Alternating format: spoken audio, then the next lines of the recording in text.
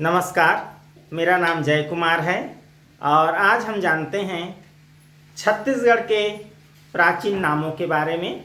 कब कब किस किस कालखंड में किन किन नामों से छत्तीसगढ़ को पुकारा गया। तो सबसे पहले लेते हैं, आप देख सकते हैं बोर्ड में दक्षिण कोसल। दक्षिण कोसल शब्द जो है वो रामायण काल में और महाभारत काल में पुकारा गया।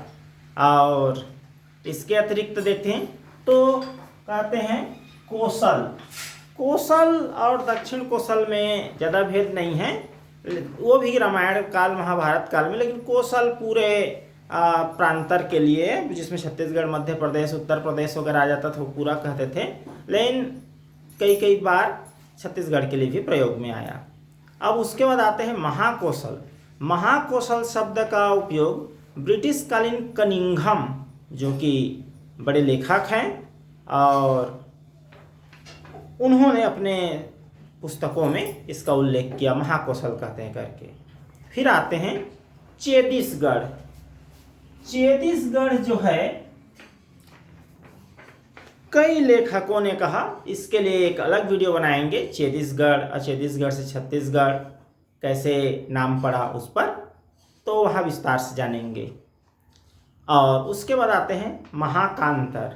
महाकांतर खास करके दक्षिण छत्तीसगढ़ के लिए प्रयोग हुआ, लेकिन आज वर्तमान में जो छत्तीसगढ़ का स्वरूप है वैसा के वैसा सब प्राचीन काल से कहते आए, यह आवश्यक नहीं है।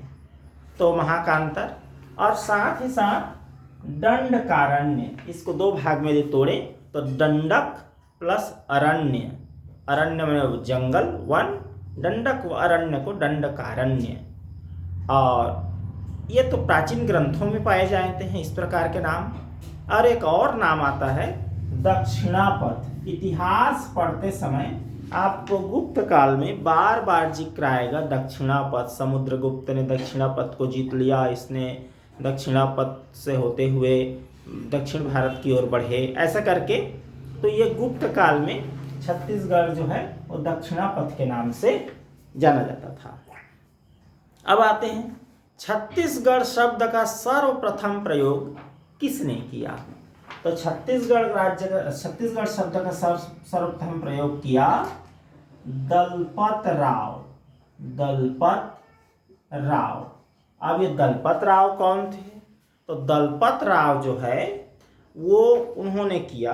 दलपत राव असल में खैरागढ़ के राजा लक्ष्मीनिधि राय के चारण कवि थे, लेकिन उन्होंने राजा को चेतावनी देते हुए कहा कि लक्ष्मीनिधि राय सुनो, चित दे, गढ़ छत्तीस में न गढ़ैया रही। ये इस एक पूरी कविता है, पूरा पद है, उसको फिर कभी और सुनाएंगे कविता सुनाते वक्त छत्तीसगढ़ के ऊपर। तो इन्होंने कहा सबसे पहले गढ़ छत्तीस में न गढ़ैया रही। इसका नाम है, चारण कवि हैं दलपत राव, और ये लक्ष्मीनिधि राजा, खैरागढ़ के राजा लक्ष्मीनिधि के दरबार में रहा करते थे। अब उसके बाद ये तो हो गया पहली बार, और उसके बाद आगे आते हैं तो रतनपुर के प्रसिद्ध कवि गोपाल मिश्र। अगर गोपाल मिश्र के ग्रंथ के नाम को आप जानते होंगे, नहीं जानते हो तब भी जानते हो तो जान लें। खूब तमाशा ग्रंथ का नाम है, खूब तमाशा। ये हंसी मजाक भी करते थे, हास्य प्रहास्य वगैरह भी लिखते थे। तो इसमें छत्तीसगढ़ शब्द का इन्होंने राजनीतिक संदर्भ में प्रयोग किया। और उसके बाद आगे आए तो छत्तीसगढ़ क्षेत्र के प्रथम इतिहासकार, छत्तीसगढ़ क्षेत्र के प्रथम इतिहासकार वो हैं बाबू रेवाराम। बाबू रेवाराम। अब बाबू रेवाराम के ग्रंथ है विक्रम विलास। विक्रम विलास। तो विक्रम विलास में बाबू रेवाराम ने छत्तीसगढ़ शब्द का प्रयोग किया, ऐतिहासिक दृष्टि से पहली बार कह सकते हैं। और ये जो है तारीखे है वंशी एवं रतनपुर का इतिहास भी इन्होंने लिखा। इन्होंने बाबू रेवाराम ने। आगे जानते हैं तो सरकारी दस्तावेजों में छत्तीसगढ़ का सर्वप्रथम उल्लेख बिलासपुर गजेटियर। क्या? बिलासपुर जो शहर का नाम है वो तो वहीं गजेटियर निकलता था, इसलिए उसको बिलासपुर गजेटियर। इसमें 1795 ईस्वी में प्रयोग किया गया छत्तीसगढ़ शब्द का प्रयोग। और एक और बहुत महत्वपूर्ण जानकारी, चीनी यात्री के नाम सुने होंगे और वे हैं वेनसांग चीनी यात्री हैं, बड़े प्रसिद्ध हैं इतिहास में। और इनके ग्रंथ का नाम है CU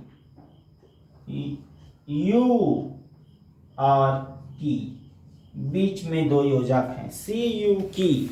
इन्होंने छत्तीसगढ़ शब्द ना प्रयोग करके अपनी भाषा में इन्होंने प्रयोग किया। यहाँ लिख देता हूं, किया लिखेंगे पहले, फिर योजक लगाएंगे, फिर सा लिखेंगे, फिर योजक और लो, किया सलो, किया सा लो। इन्होंने चीनी यात्री वेनसांग ने छत्तीसगढ़ के लिए प्रयोग किया।